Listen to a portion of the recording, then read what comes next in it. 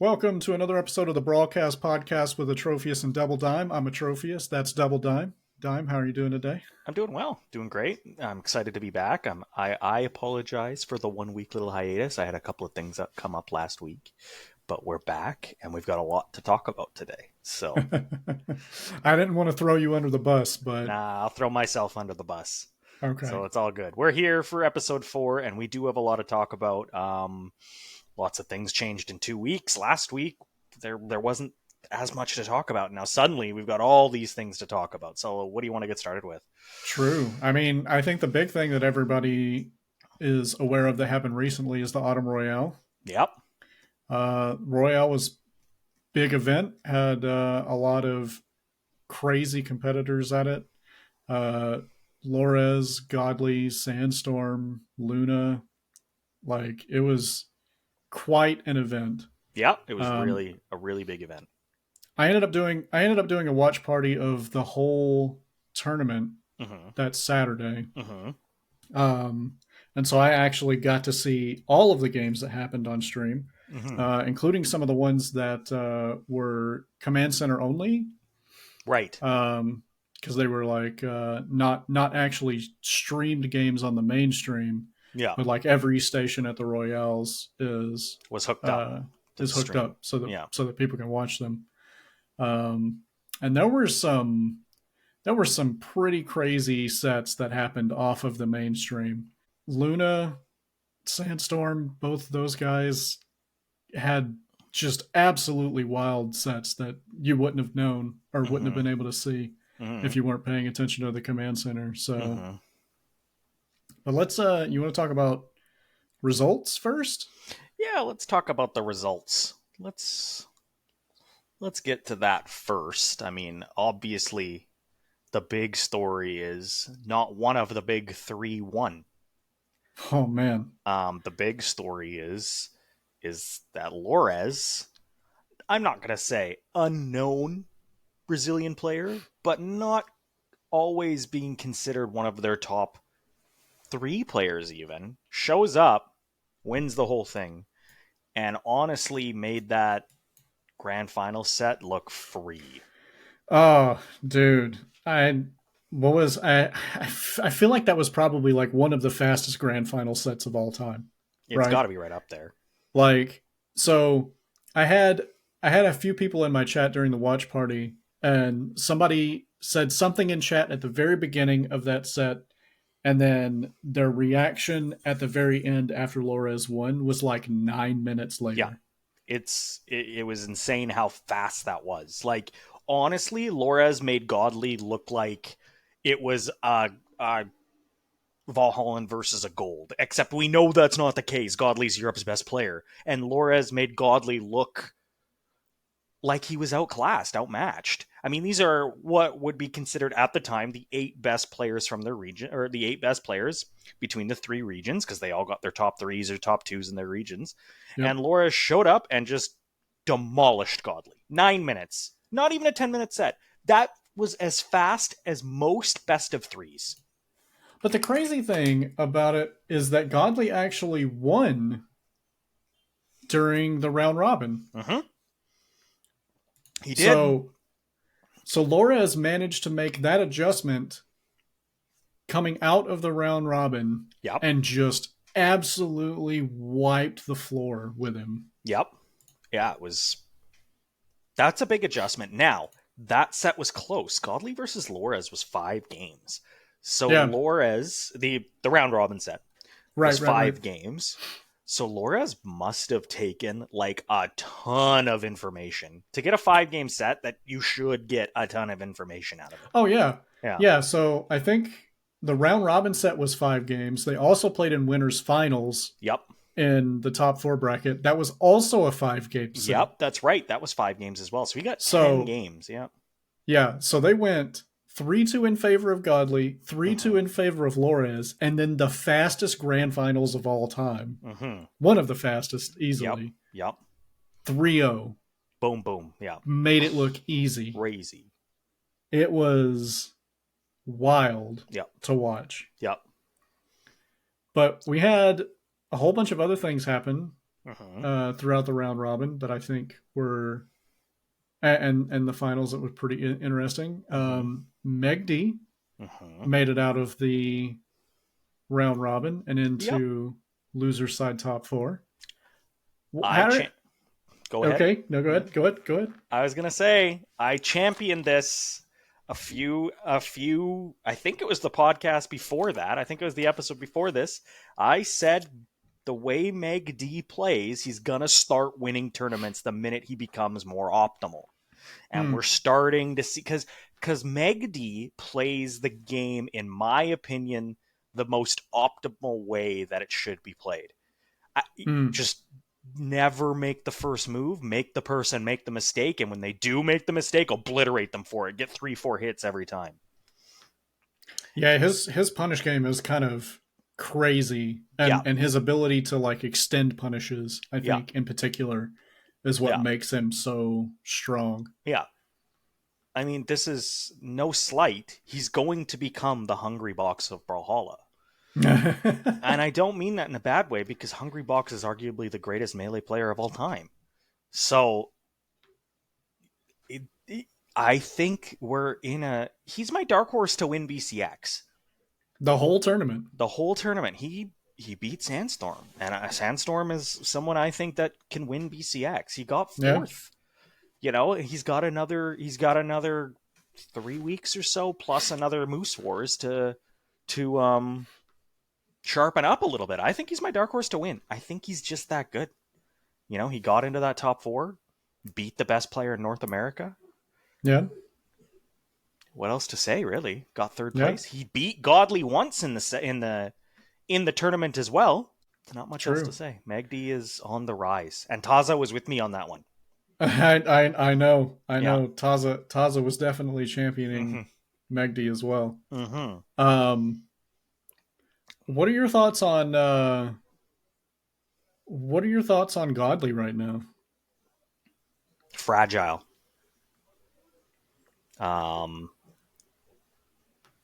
He just seems he can get into that. Maybe that's not the right word, because he did win the last LAN, the last like real LAN, right? Yeah, Valencia, right? He won Valencia, but it seemed maybe that's not the right word. Brazilian problem. He cannot seem to get one over on the Brazilians. You know what I mean? Oh yeah. You know, like every time he gets into that grand final.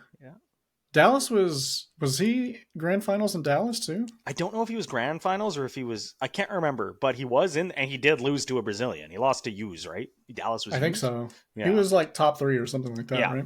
Yeah, at least. So Hughes, Kaina, and Lores have all taken their chunk out of Godly. Man, so Brazilian problem is what I'm going to say. South America at BCX is going to be something like here's what I'm worried about happening at BCX, right?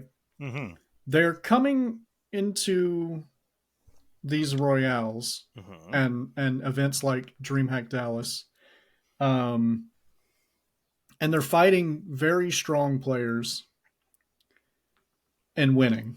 Yeah. BCX is where everybody shows up. Where every strong player shows up. Including all of North America's weird players. Yep. And I have this feeling that at least one of the South American players, I think, is going to get out, maybe not out completely, but like out of winner's side early to some weird North American play style they haven't experienced before. Yep. Something like like a Wubs knocking somebody off, or like one of those strange, we talked about this. There's just going to be one of these strange players who don't play particularly optimally, but it doesn't seem to matter type thing that they kind of don't know what they're doing, so you can't really read what they're doing, and the Brazilian, you're right. One of the South Americans, they could lose to that. It's like the Royales give the top Europe and South American players an opportunity to play against like the best of our region. Yeah. it doesn't give them an opportunity to play against our ranked demons. Yep. And we got some pretty whack ranked demons in Yep. North America. Yep. The ranked leaderboard is insane. Of them, yep. A lot of them are going to be showing up to BCX. And it's just going to be, I don't know. It's going to be like a combination of funny and really disappointing to watch any one of these guys lose to someone like that, you know? Yeah. But this is also one of those places where someone like that, quote unquote, gets to shine. True. You always get one of those weird players that makes it into the top 32 just because they play weird and we're able to catch a bunch of people by surprise. The number one that comes to my mind is that BCX 2018 Hot Shot Scott got 25th. Like, you get one of those weird players that just shows up, plays weird, and breaks into the top 32 of BCX. All right. And not only did he get, just a little history, not only did he get 25th, he took Tiger to last hit game 5. Oh my god. And then Tiger went on a run after that and got 13th in the end, or 9th or something like that. Right. So, in any case, like, that's the beauty of BCX, is that you're going to have a ton of, I don't want to say randoms, but players that are just lesser known that get to finally show up and prove themselves. Some of them will sink. Some of them will collapse under the pressure like a falling star. Yeah. And some of them will rise to the top and thrive under the pressure. I mean, I know my first couple of lands, when I was considered one of those people, I thrived. I did well at all my lands. So maybe there's somebody that comes out of North America or Europe, Brazil even, they might not just send their big 4 or 5. They might send a few more players. Who knows? Yeah, that'll be interesting to see who actually shows up. Yeah. Because I know, I believe we're actually going to have some SEA representation, at least in, like, I think Himway's coming at least. Yep, right? Himway said he was coming. Yep. I don't know about Australia, though. I know Kyler Alice said he can't make it, right? No Kyler. I don't know about Ragunza's. Obviously, a ton of their top players are not welcome at BCX, to put it lightly. Yeah, unfortunately. There might be no Australian representation, where in the past we've had at least one, sometimes 2. We've had Kyler and Wright show up at the same time once. So. Last year we had like 3 or 4, didn't we? Yeah, something like that. Yeah. I don't know. So we'll see how that goes. It's, not that I think that they would make a splash or anything like that. But anyways, go on. I was going to say, bringing it back to the Royale real quick. All right, so the top 4 was Lores, Godly, Megdi, Sandstorm. Yeah. Sandstorm managed to get out of pools. Yeah. He kind of squeaked out of pools, if we're being honest. Yeah, he did. He got stronger as it went on, but he didn't get strong enough at the end. Yeah. Yeah. So he finishing 4th. Obviously not where you want to see Sandstorm finish, I don't think. But I think he was also trialing some things out, maybe. He did say that he was experimenting a little bit on Twitter. He did say that. Yeah. I mean, I think the Royales are super big, giant, important tournaments, but what would you rather have, winning a BCX or winning a Royale? I'd even rather win a regular LAN than a Royale. I'd rather win Dallas or Valencia before I'd win a Royale. They're harder tournaments. You have to fight through those ranked demons and stuff like that. Right. So if you're going to go somewhere with pressure, but not the pressure of this makes or breaks me type thing, that's a great place to trial things. True. He did what he needed to do to get into the top 4. 2 of the big 3 got into the top 4. What happened to Kaina? Kaina had a rough event, it seemed like. I mean, he beat Luna.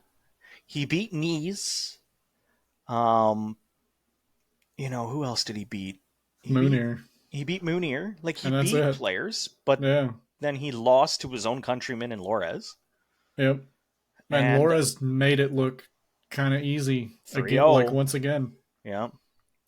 I think he had the boots problem versus Sandstorm. Yep. And then Godly just had his number. Yep. It's almost like Godly prepared specifically for Kaina. Because we know what happened last Royale. Yeah. Which, again, was a Brazilian making it look easy in grand finals over Godly. Yeah. So now Godly has to specifically prepare for Lores. Yeah. Then he'll forget about you suddenly, and then, oh, there you go. There it is. Yeah. Yeah. So it was an interesting Royale. Brazil won 3 of 4. Right? Yes. And it was 3 different reps. It was Use, Kaina, Lores, right? I think so. Yeah. So Use, Kaina, Lores. And Use won Dallas. So I've heard this be thrown around a good bit at this point.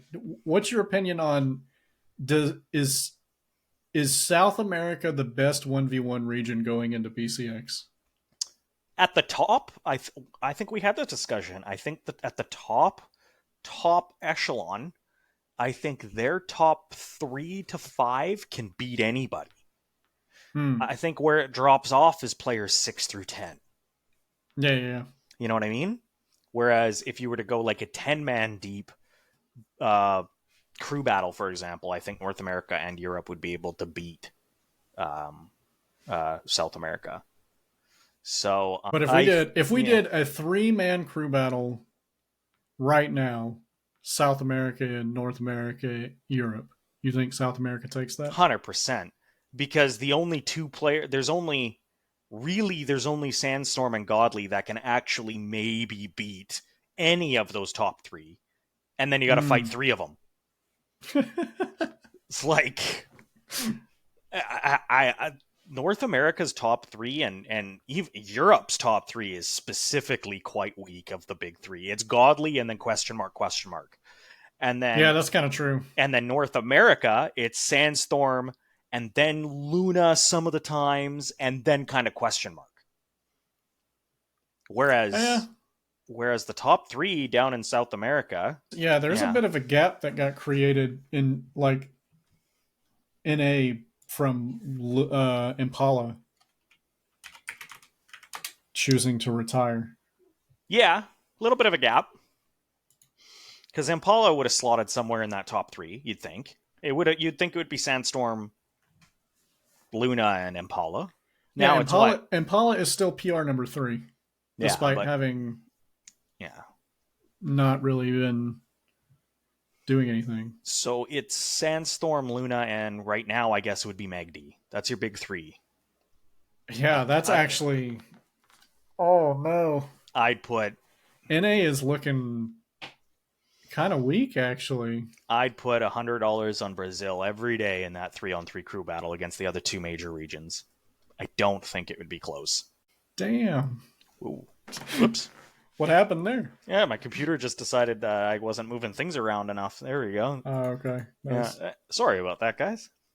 Yeah, no NA in grand finals at this Royale. Nope. Moonir... No, so go on. I was going to say Moonir had a bit of a rough showing. This was his first Royale appearance, right? It was his first Royale. It was his first LAN, or at least I don't know if he went to Valencia, but it was his first time in North America. Oh, okay. You know, I mean, he got a win. He's just, for me, that was just the player that was happy to be there. You know what I mean? Good for him to get in. There's a lot of pressure for your first LAN to be against the other 7 best players at the time. Right. Yeah. Yeah. Yeah. So he did have some unfortunate games though. And he went up versus Lores and lost 2-3 in a set that he very well could have won. And then he would have changed the trajectory of the whole tournament if he won that. Yeah. Oh, yeah. Yep. And he might have had momentum from that win that could have carried him to other wins in the round robin. Yep. But, like, I don't I don't understand what he was thinking. Like, so I don't know if you actually saw that set. It was pretty early on in the Royale. No, that might have been a set that I missed. Okay. Yeah. So Munir played Rayman in Yep. Dolores, Okay. and he was doing some of the most insane Rayman things I have ever seen a Rayman do, and absolutely obliterated Lores with it. Yeah. And then Okay. he swapped on Win to Olgrim. That's interesting. Why would you...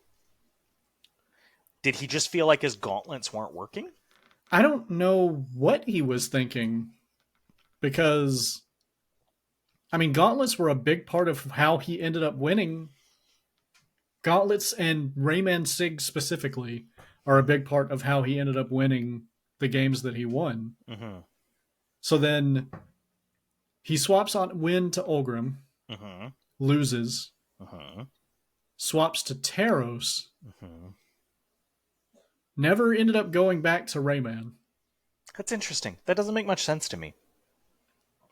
But in game 5, he had the win. Okay. Was he up? Like up a stock type thing? No, he literally had the win. Oh no. He did not need to attack Lores, and he would have just fell to his death. Then he hit a GCD light, flubbed the follow-up, and saved him. No, that's the worst. And then Lores won. Oh my god. Like, I feel incredibly bad for Munir, because literally that one decision could have changed the entire trajectory of the tournament. Yeah. Yeah. That's crazy. Well, you live and you learn. It's his first time in North America. I'm not sure if it was his first LAN or not, but if it was, that's a ton of pressure. You're always... I remember my first LAN. It was Shine. There was a lot of pressure being there. Left Stick says no NA in Grand Finals the last 3 Royales. Yeah, I saw that. Yeah, no NA in the Grand Finals. Godley's been in all 3 of them, hasn't he? I think so. Yeah, he's been in all 3, and he's lost to a Brazilian all 3 times. Is that what happened? Yeah. That is unfortunate for That Godley. is the Brazilian problem, I tell you that much. Use Lores and Kaina. Wow. Godley needs to, like, travel to BCX early so that he has enough time to, like, 1, play on land more, and 2, like, shake off the jet lag. That's what he did. That's what he did for this Royale. Apparently, he showed up like a week early. Oh, really? Yeah. Why would you do that for a Royale and not BCX? Or is he also planning to do it for BCX? I think he's planning to do it for both. I think I heard somewhere that he showed up early. I can't remember where I heard that, but I think he did. I think it was. I mean, it was a caster that said that too. If you are a champion contender for the biggest tournament of the year, he didn't show up early, but he swapped to NA hours. So he was getting up in the middle of the night and going to bed in the morning or something like that. All right, interesting. I mean, that's one way to do it, I guess. That probably helps with the jet lag a little. Yep. But if you are a championship contender for the biggest tournament of the year, largest prize pool of the year, I mean, that, I think, in my opinion, warrants, if you know that jet lag is a problem, because he won Valencia. When he didn't have to travel, it was easy. If you can eliminate jet lag as a factor for the biggest tournament of the year, that sounds like an obvious thing to do to me. But then you get into this. Kyler did it for 2019. He came for a month. Oh, yeah. He was here like... He was here, like, actually practicing in NA. And it almost seemed to make Kyler worse. Does that make sense? I mean, I think it's two different calibers of player. That's true. You're right. It probably Like, no is. offense to Kyler, obviously. I love Kyler Ellis. Yeah. But I have a feeling that he may have come to NA and started losing to a lot of NA players that are not like our best players. Probably. And that's very demoralizing, right? Mm-hmm. So that probably had a pretty negative impact on his mental. You're right. Where Godly, I think, could probably come to NA and practice on NA servers and roll most of Probably right. the same kind of people that Kyler would have lost to. Yep, you're probably right. No, I don't know. It was an interesting. I would like to see. Yeah, I would like to see Godly come over early for BCX. You know, I imagine it's probably a little late at this point if that's not the plan. But yeah, that's true. You know, else had a rough Royale before we move on to something else. Luna. Luna and Knees both had really rough Royales. I think Knees, out of everybody, might have had the roughest Royale. If I'm looking at this correctly, it shows that Knees didn't win a game. No, he definitely won one. No, he won two. He won versus Luna and Moonir, right? I'm looking at just the major round robin games. Oh. Yeah. Oh, that list. Gotcha. Yeah, that didn't include everything. He won two. Luna, they both had pretty rough Royales, though, for players that have been to, I think Luna has been to all of them, and I know Knees has been to all of them. Yeah. They both had pretty rough Royales. I think Luna is still...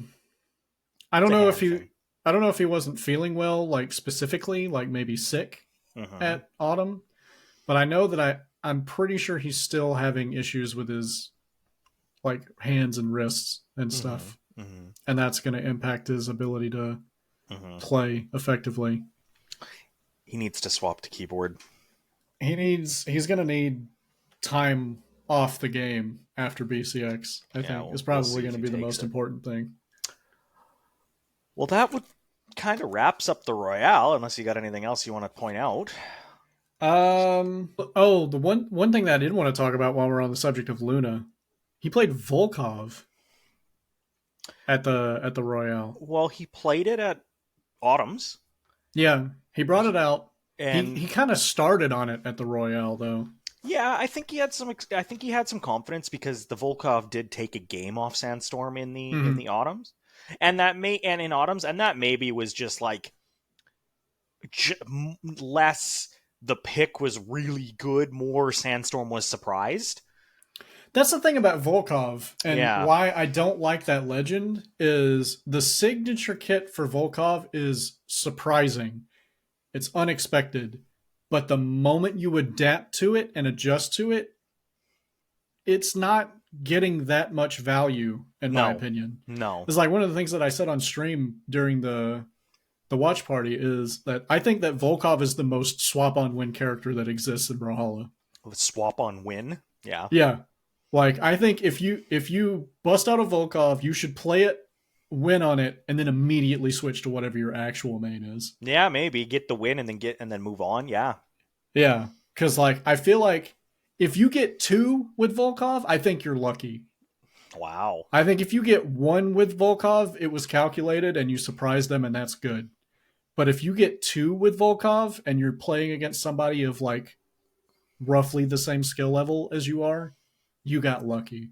I don't think Volkov is a best of 5 legend. Interesting. I think most players at this level, will be able to adapt to Volkov and beat it.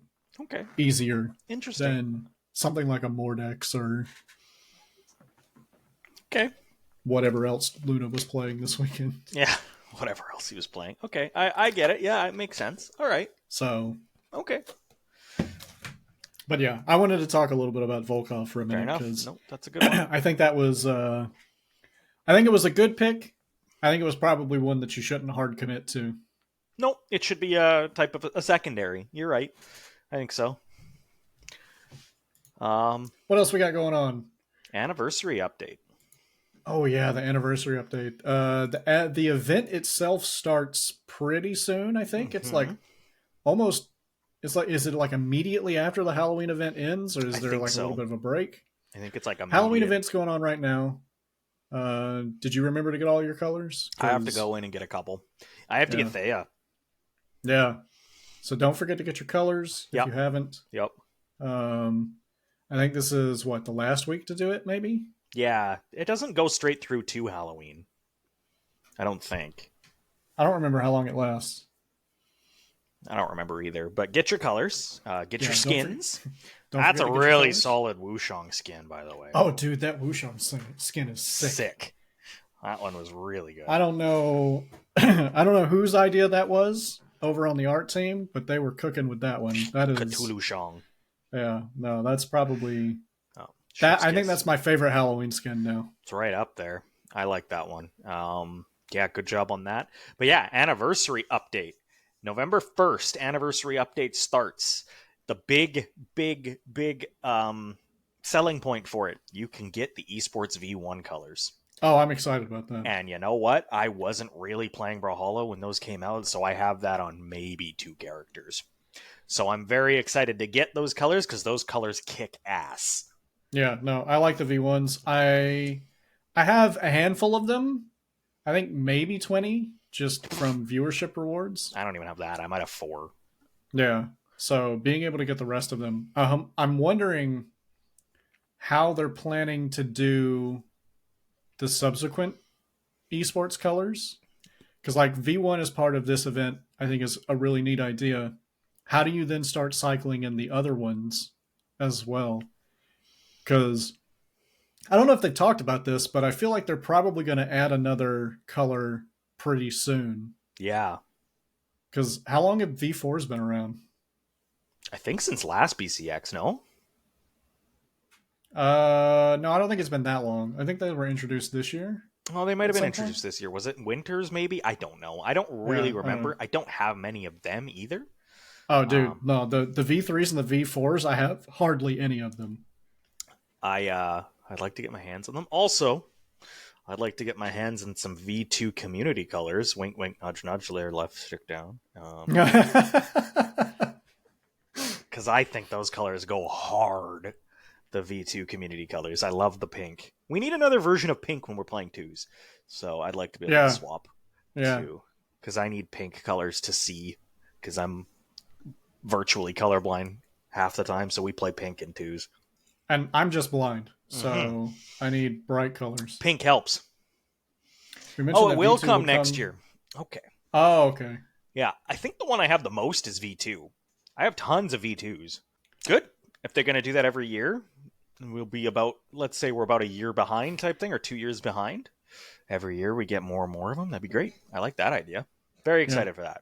I'm very excited to get my hands on the V1 colors. It's going to be awesome. How are you feeling about new season? New season just started? They don't change anything for new seasons, so it just is the start of a new rank season. I'm indifferent. I used to be excited, but we're on the 497th season. It feels that way because nothing changes. So this is season 30. Yeah, I think season 30.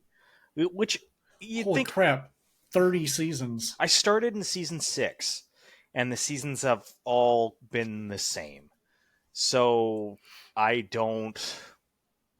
excited to jump in and play my first 10, see where I land, and then I'll play again later. Type thing. Fair enough. You know, there's nothing to write home about. I would like to see something where every 5 or 10 seasons they try and change it up a little bit. But what could they even do? Well, I don't know. I mean, the biggest thing is I don't know. What could you do? You could change up the map pools every 5 or 10 seasons, and they would have to do that as part of cycling maps in and out of the actual competitive pool, right? Yeah. I don't know. We finally got I don't even really want to call it a new mechanic, more of a revamp of a mechanic on our fast falls and our dash mechanic and stuff like that. But you know, I've always thought that it would be nice for. Now you don't have to do this every ranked season, but after every BCX, there is a bit of a The off season, an basically. off season. Yeah. And in the you know what? And I get that this is a different game, but every off season League of Legends trials a bunch of new mechanics in the off season. And then they keep what sticks and they throw out what doesn't.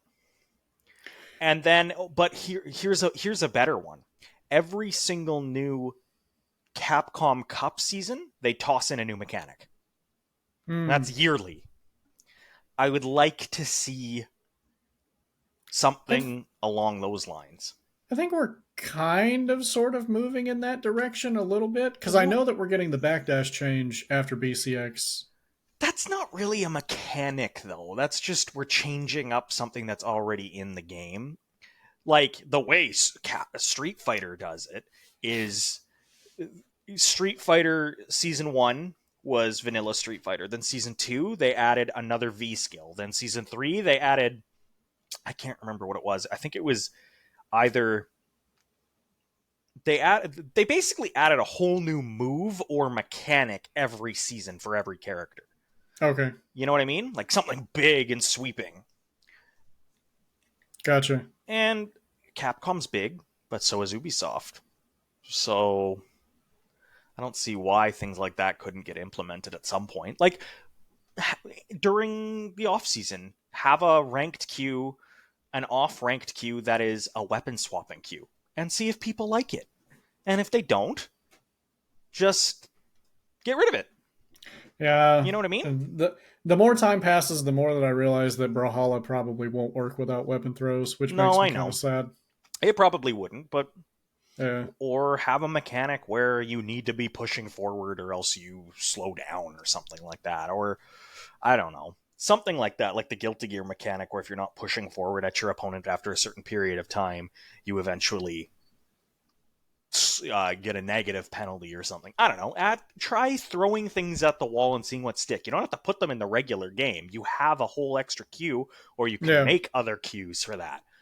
But big sweeping mechanics don't seem to happen every year. So, yeah, I mean, Brawl has been a bit of a fixed game for a little while, and we've only kind of just recently started seeing sort of major mechanics changes again. Yep, I know. So it'll be interesting to see what all they're cooking, because I'm pretty sure there's a lot that they've got kind of that they're thinking about there. Uh-huh. Thankfully, Loki won't be legal at BCX. No. Though I honestly don't think it would have mattered much if he was. I don't think it would have mattered too much. I think he's a very good character as the time passes. I don't think he's absolutely completely busted broken. I just think he's pretty good. So I did my placement matches today. Yeah. And after they wrapped up, I queued a little more because I'm practicing for BCX. Yeah, is what we'll say. Quote unquote. Yeah. But I ran into Wrenched, and Wrenched has been playing Loki a lot. Lots recently. of Loki. Yeah. And makes sense. Playing against Wrenched Loki, who I think has a pretty good Loki. I mean, it's Katars. He's always been very good at Katars. He's still very good at Katars. His scythe is could use some improvement. Serviceable. But serviceable. I mean, it's playable, right? Yeah. But his Loki, I think, is pretty good. And he makes pretty good use of the Sig kit. And I felt almost negative threat from Loki's signatures. Yeah. Like, interesting. Like, once you learn what they are, the space that they cover, they're just not that scary. No. I think you're pretty right. I think there was a lot of overblownness when this character came out. Let's face it, these SIGs aren't Thea SIGs, and they're not. They're not. They're not Tezca SIGs. They're for not damn Tezca sure. SIGs. That's for damn sure. That was like borderline not play tested type SIG power. Like even Tezca after his SIG nerfs are still significantly better than Loki SIGs, in my opinion. I know. He's a good character. He's gonna fall right somewhere in the middle of the pack. You're gonna have people who play the character, and they're gonna do really well. But he's not going to be a character that people are going to swap to when they feel like they're losing. And it's not going to be release greatsword. You know what I mean? It's just a good, solid character with good, solid stats. It's a good character. This is how characters should be released, because now you can tweak them the other way and make them stronger as you go. I understand the reason to release a character broken, get people buying the skins for them and stuff. I get the monetary reason, which is why I'm even more shocked that Loki didn't come out as broken as he is, because Loki is like a pinnacle character, kind of like a Thor. Well, the thing is that they did it a very interesting way this time, because Loki looks broken if you're not looking too closely at him. Yeah, you're right. So to anybody who is like just taking a glance at the characters, they will see his SIGs and go, "What the fuck is this?" And then once you play him a few times, you go, "Oh, okay, I get it."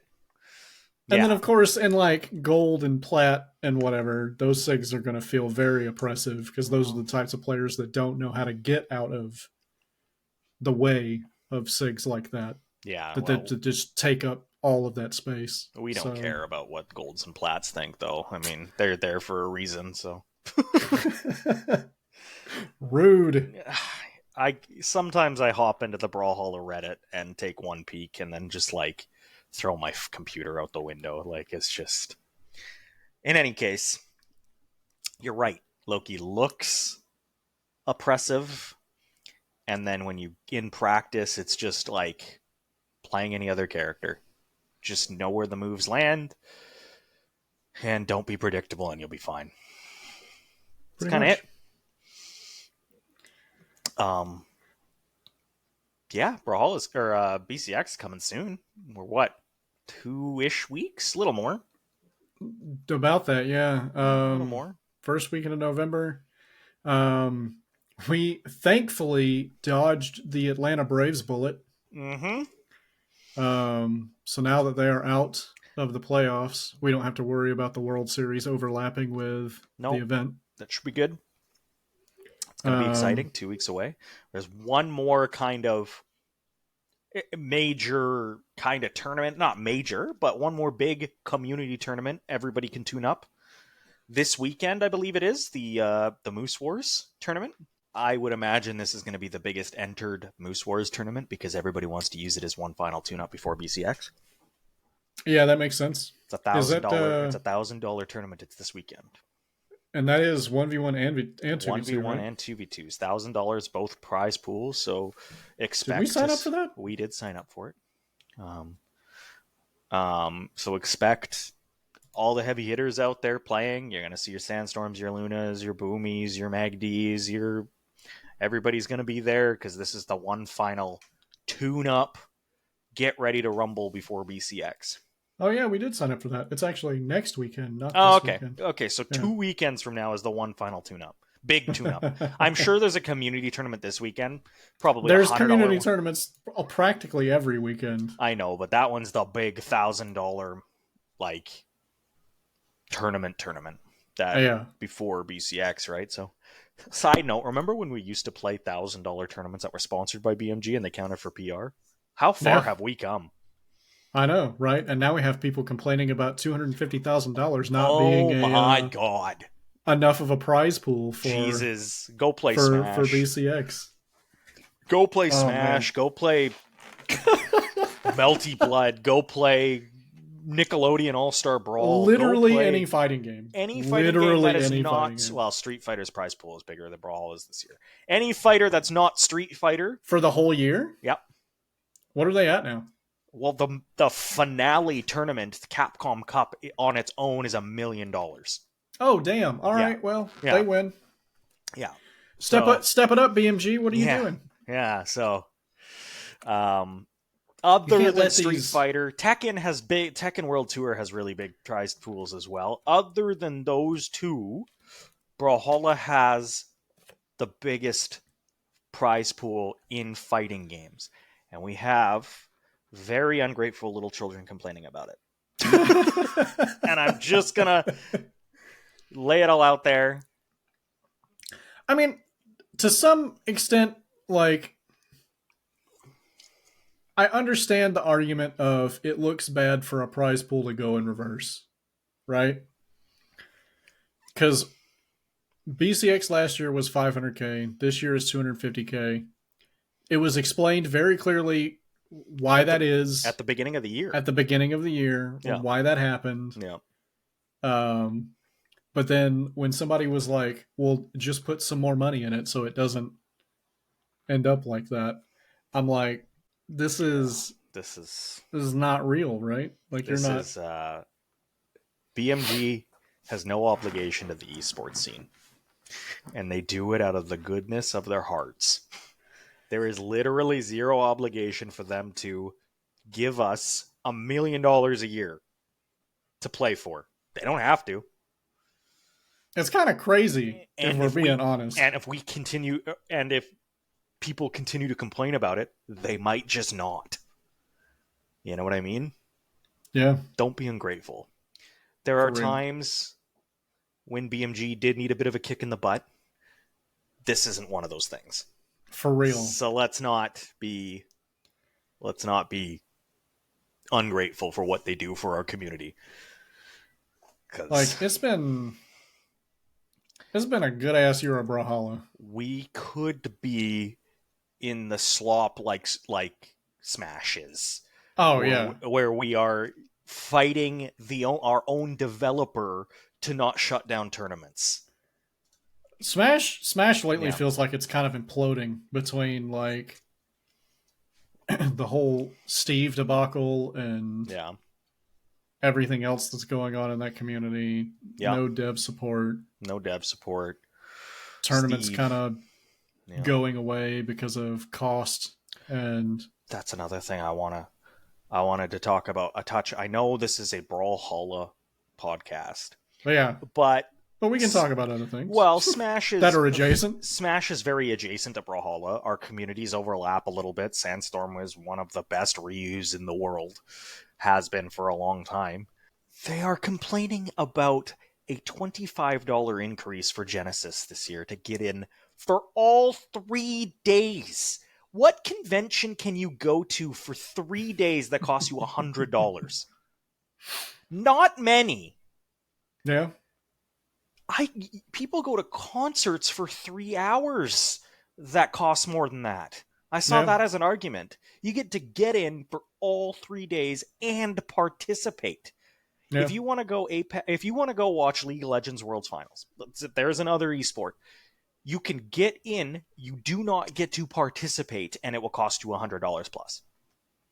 Yeah. You get to show up, participate, potentially win the whole thing for $100.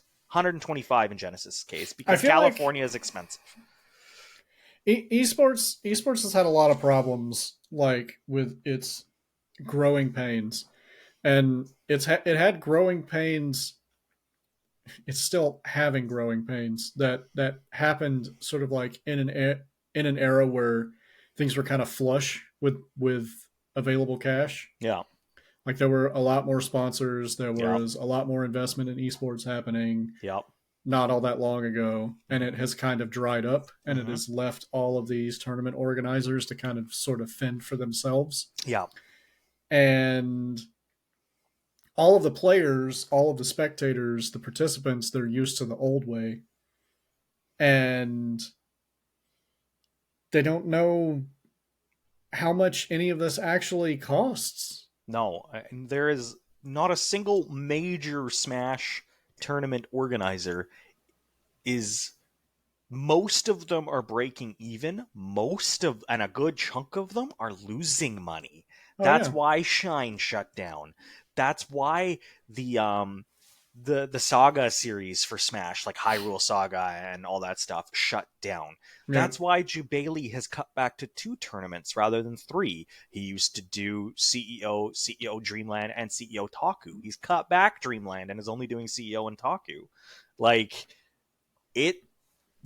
These organizers are not making money hosting these tournaments, which is another reason why I am flabbergasted at these children that are getting mad at BMG for not putting enough money into the into the prize pool, enough, quote unquote, into the prize pool at BCX is because how much does it cost to get into BCX? I don't remember. I'd have to go look. It's like a Left Stick's in chat. Left Stick, tell us how much it costs to get into BCX. Because okay, Dime, you and I are adults and we have jobs, and so generally speaking, this doesn't really apply to us. No, but the amount $50. Okay, yeah. so I was literally about to say the amount it costs to get into BCX.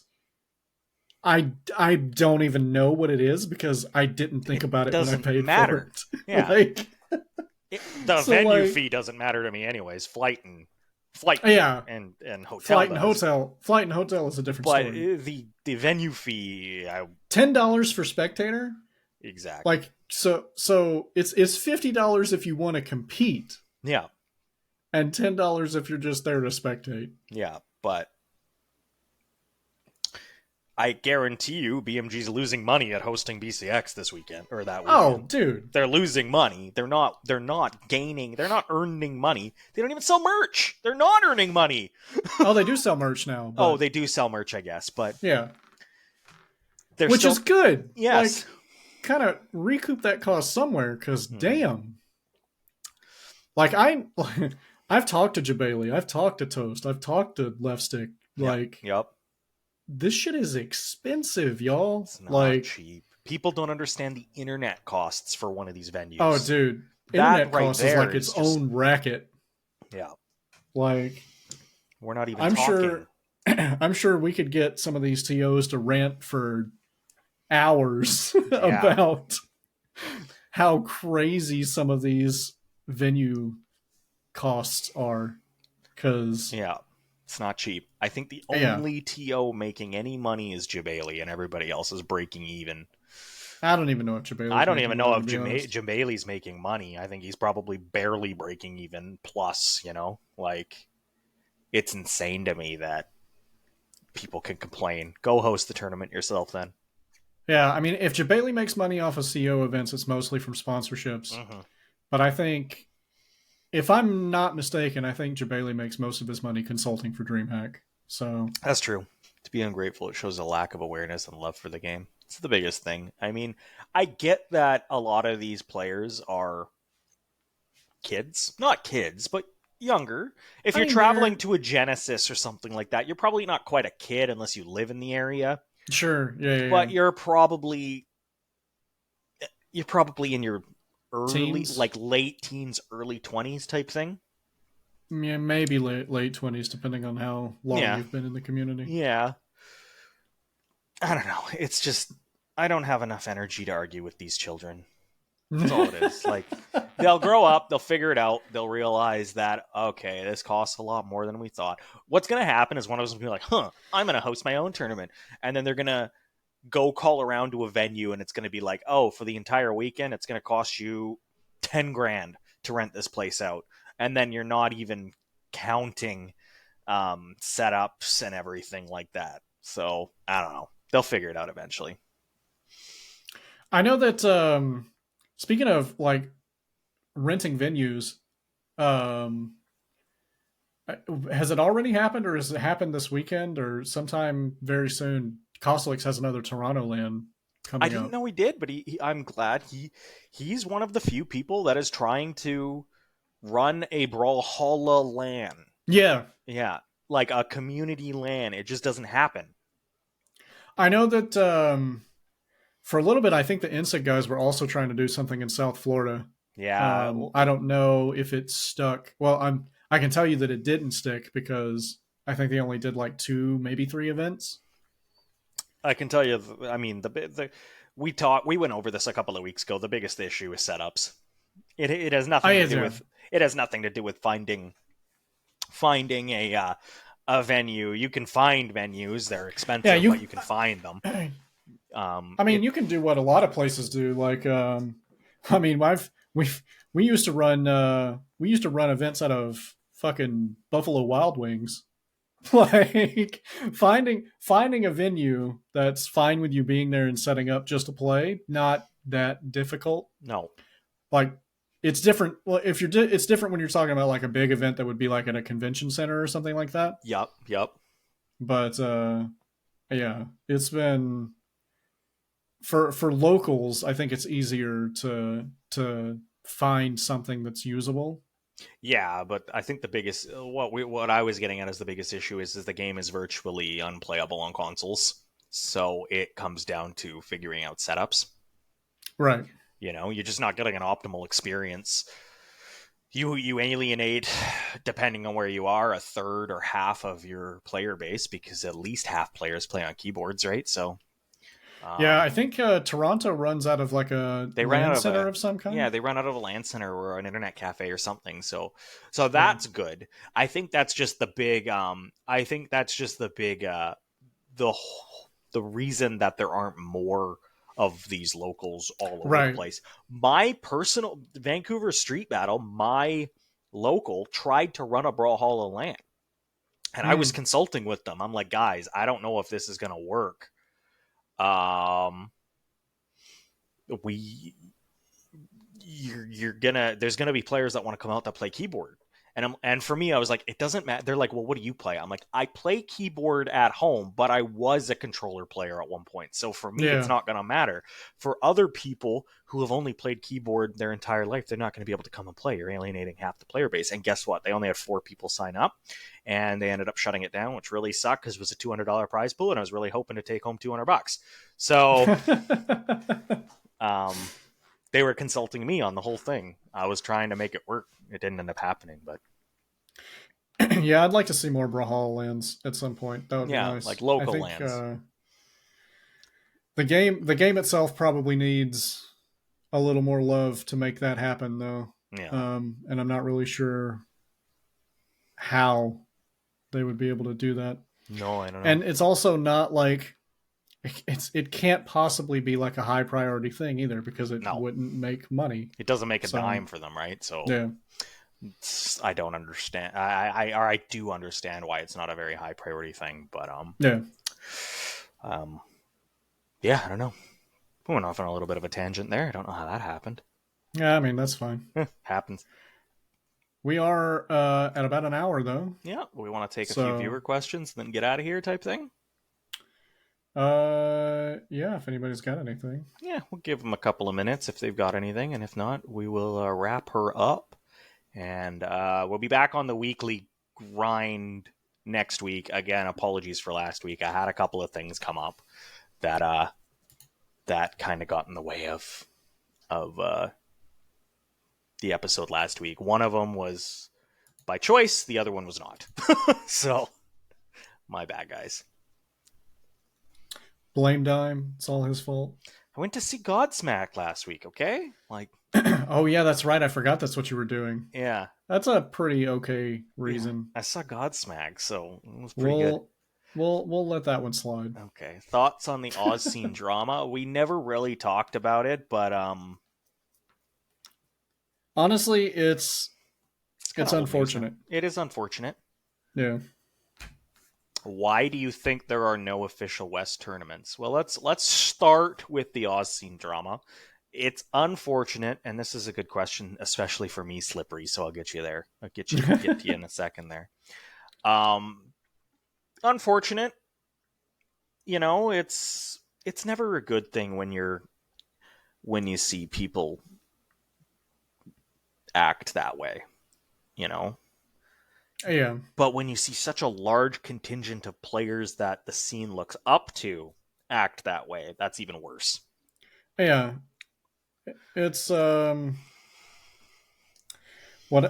as far as what happened in Australia, I mean, a lot of players got banned. Yeah. And it was just a lot of not okay behavior is really what it boils down to. From everybody. And it was enough across a large enough swath of the player base that honestly, BMG was just kind of left with no choice.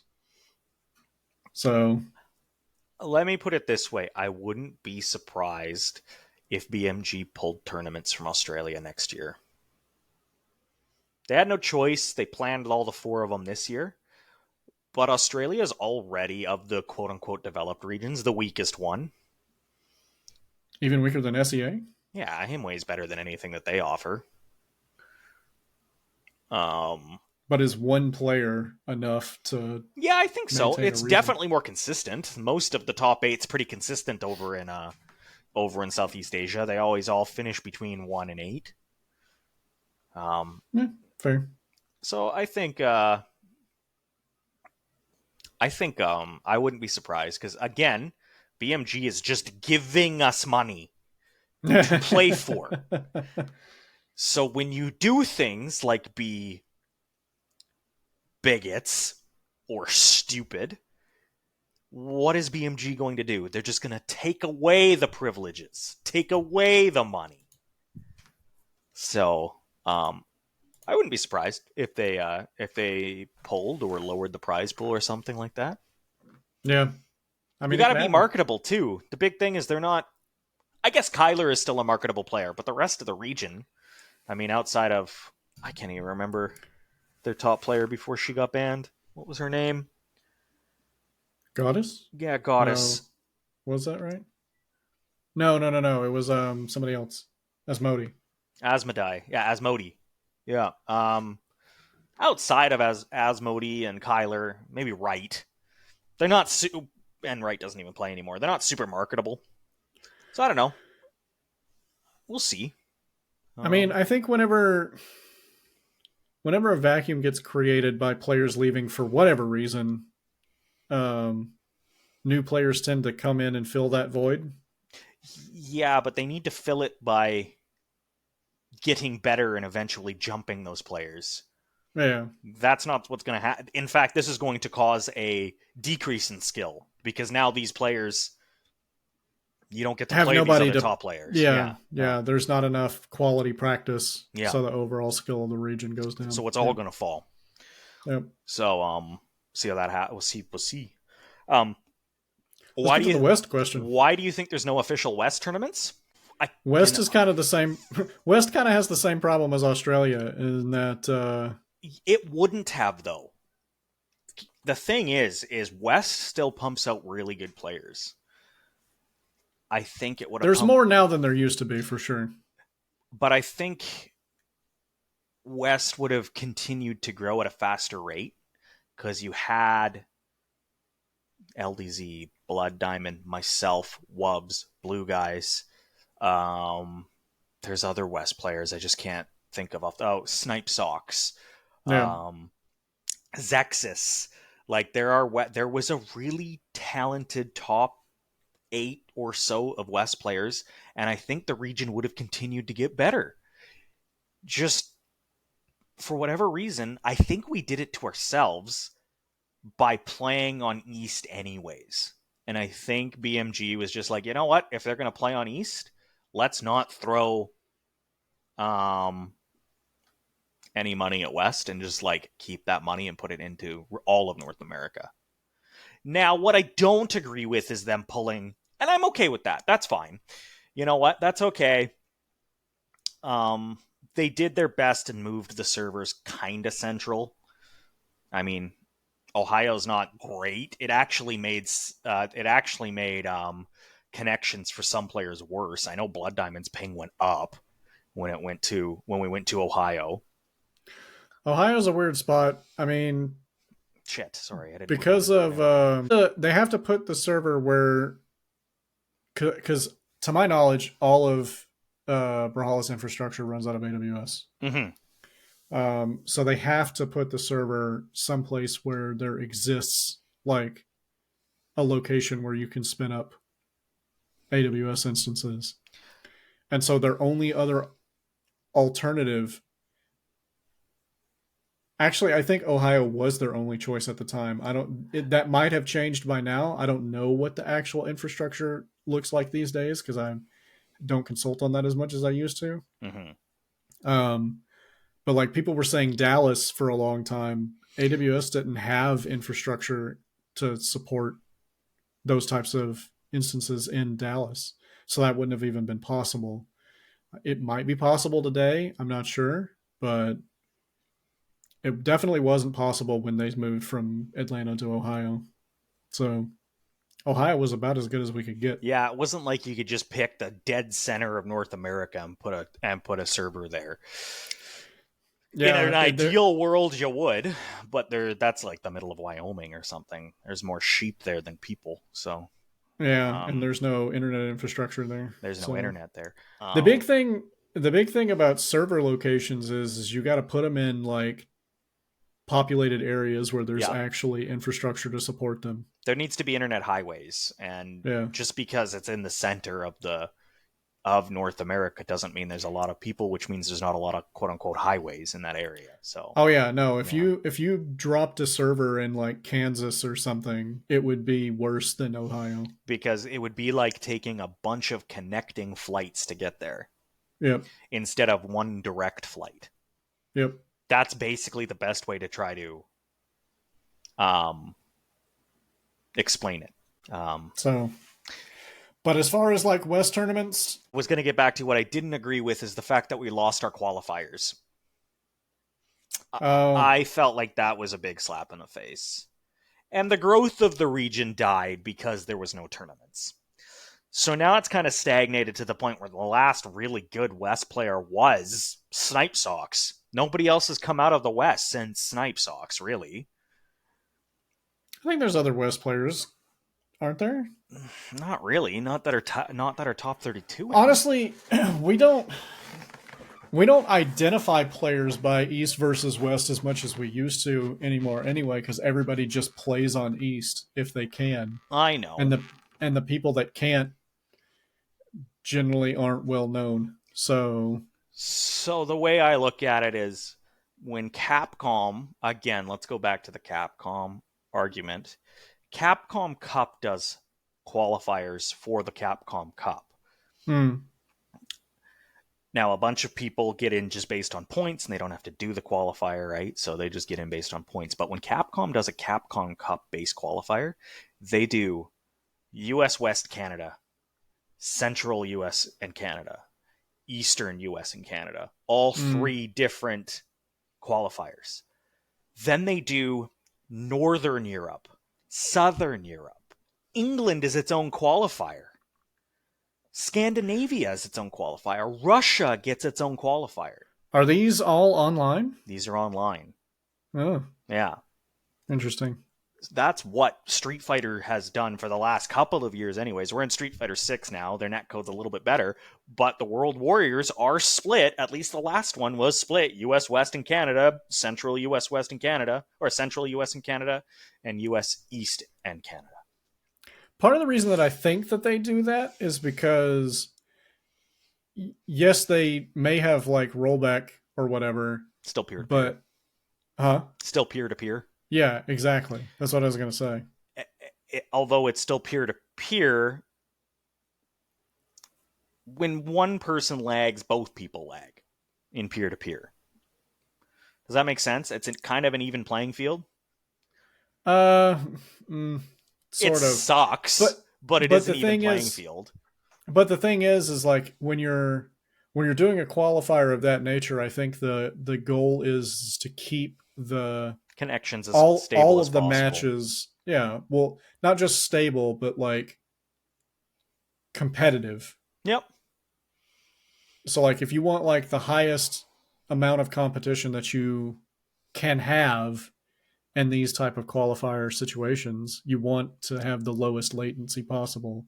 And so you do like the reduced region qualifiers and then bring everybody together after those. I just feel like US West, the players themselves probably wouldn't care about not getting tournaments if we just had our own qualifier when we were doing qualifiers. I don't think they care about the tournaments otherwise. I just feel like they want one tournament where it's just them to battle it out to see who gets to go to BCX. But then, look at what happened at the last qualifier for US West. I was quite a fixture of that. Yeah, I was about to say, you were right in the middle of that nonsense. So, that's an instance of BMG giveth and BMG taketh away. So, but they also like they changed the format after that too, as well. No, they did a qualifier in 18. They did qualifiers in 18. What was the... I'm pretty sure they did qualifiers in 18. Last chance qualifiers and flew everybody out. Oh. Yeah. In fact, I'm almost 100% certain. I don't know about 19, but I know in 18 they did. I mean, eventually they changed the format. Yeah. But Slippery, what's your question? What's your other question? Yeah, you said you had another question. I think getting flamed online for being West. That's unfortunate. Give him a couple more seconds here. If not, we will. What do you think of all the new controller players? Doesn't really matter to me. Controller versus keyboard. The argument's been settled that you kind of just pick what's more comfortable, and in theory, keyboard is the better, more optimal choice. But that's in theory. I mean, controller players have won. I know a lot recently. That's what I'm saying. In theory, you have to be like Sandstorm level of good to be winning tournaments. Yeah. So I think it's I think the input doesn't matter as much these days. No, it doesn't really. I'm going to stick to keyboard because I've done that 4 out of the 7 years I've played, or 6 out of the 7 years I've played, or whatever. But pick up whatever you think is fun and comfortable, and go from there. One difference that I will say that has come up kind of significantly recently is that for the longest time I felt that if you're a controller player, D-pad was more optimal than playing on sticks because D-pads gave you more precision. Mm-hmm. I think that has changed now. Because the D-pads are all shit? Well, no, because the new dash landing mechanic, that true. Is easier to do consistently on stick than it is D-pad. It's an analog connection versus a digital. So I could see why. But just like the actual movement is easier to do on a stick. Do you think Brawlhalla is promoting moving out of the way instead of countering too? Moving out of the way. What do you mean? Everybody moves out of the way. Yeah. I move out of the way. I don't want to get hit. I play on keyboard. Yeah, I'm not really sure what that means exactly. No, that's just optimal. I don't think it's being promoted that way. It's just that's optimal. Most of the time, you want to reset the interaction. A lot of the times, anyways. Yeah, and also there's a lot of players that still do that. So yeah, there's also but it's just a matter of. Oh, sorry, go on. I was going to say it's really just a matter of like learning which options have priority in which cases, because a lot of times where it doesn't work to wake up or counter mid move, it's because you're choosing an option that just doesn't have priority in the instance that you feel like it should. I was also going to say a lot of moves these days. Lately, Brawlhalla has becoming a lot more gotta try and punish the second or the third move. So many moves have become less and less punishable. Yeah. Like, go try and punish Cannon on the first move. Go try and punish Orb on the first move. Go try and punish Greatsword on the third move. Like, it's becoming more of a I gotta get away and reset rather than I'm gonna try and punish the second or third move. Yeah. Brawlhalla, with a lot of options being more unpunishable, it's coming down to more. You got to have patience to know. You got to have patience and awareness to know when the right time to go in is. It's really funny because moves are becoming less punishable. Therefore, which you would think would promote more faster games, but it's actually creating slower games because you need to slow down not to get hit after the second or third move. It's crazy. Yeah, it's weird. But that's the thing is like we'll bring it back to another game real quick, but like very early on in Multiversus's like lifetime, I had this exact conversation with Tony. Was like what you're seeing with the game right now is not the way that everything is spammable, everything feels fast paced. This game will slow to a crawl once people actually start learning to play optimally. Because if you exist in a game where you just get to put out hitboxes for free, then the other person has no way in and has to wait until you do something wrong that creates an opportunity. Mm-hmm. So, and that's the fundamental reason why I don't like Cannon and Greatsword. Orb. Scythe. Orb's not as bad. Scythe's not as bad. I think Cannon and Greatsword in particular are like the Cannon two is crazy about it. worst offenders for this thing in Brawlhalla. It's like people always complained about like things being punishable or like Brawlhalla gameplay being slower or whatever, but this is what happens when you make things too fast. Yep. Because if you make things unpunishable, then very good players that drift to optimal playstyles will use the unpunishable moves so that you cannot punish them. Obviously, like when you say it out loud, it sounds obvious. It sure does. But should we wrap it up there? We're almost at 1:30, hey? Or an hour 30. Yeah, we're getting close to an hour 30. So, we got one more question. One final question. Do you think a 2700 from 2019 era could achieve similar status today, or were they pretty much playing a different game? No, they weren't playing a different game. I just think players have gotten it. The game from 2019 to now, other than the new dash move change, pretty much the same game. It's just people have gotten better at it. Does that make sense? The overall skill level of the player base has risen to the point where if you plucked a 2019 player out of that era and just dropped them into this era, I don't think that they would immediately be able to keep up. But I do think that they would be able to get back there because the game hasn't changed so drastically. Yeah. Yeah. All right. Well, that was episode 4. Episode 4 of the Brawlcast podcast. We did it. We put another one away. Yeah. We'll be back next week. Tuesday. Are we good? Tuesday? Yeah. Tuesday, 10 p.m. Eastern is the next Brawlcast. That'll be episode 5. At that point, we will be two weeks away from BCX. 2 weeks away from BCX. The following week, we will do a big BCX primer. Yeah. So next week, we've got one cooking for you, which is actually going to go perfectly into BCX. Oh, that's No, next week's episode's going to be... It's going to be good. Fire. Yeah. In a lot of ways. It could get fiery in a lot of ways. Yeah. All right. So, well, thanks everybody for stopping by. We're going to take off. Have a good night, everybody. Yeah. Talk to y'all later. See ya.